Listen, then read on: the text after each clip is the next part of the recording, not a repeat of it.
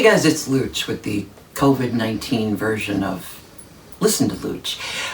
You know, we're stuck at home, everybody, and again, no reason not to watch a great documentary. And this recommendation is from the series of PBS American Masters about Miles Davis. It's called Birth of the Cool. Now, I'm not going to sit here and pretend to know a ton about jazz.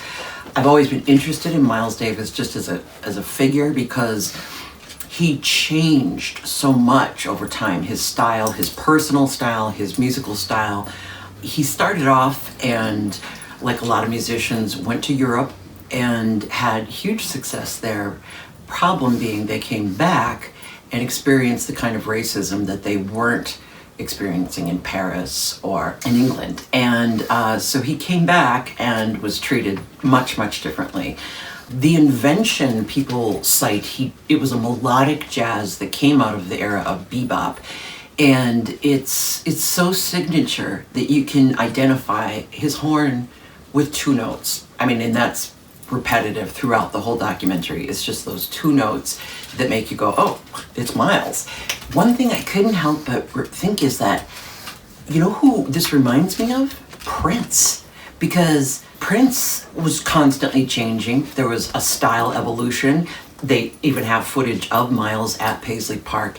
And some of the talking heads are like Herbie Hancock, who played with him, and Quincy Jones and many of his ex-wives. Unfortunately, he was a flawed guy. You know, he had a struggle with heroin. He was abusive to women, to many of his partners, and never really reconciled with that. But there was one instance where he was standing outside of a club in New York, and he was playing, and he took a little break, and the cops came up and said, hey, you gotta move. And he was like, no, his name's right there on the marquee.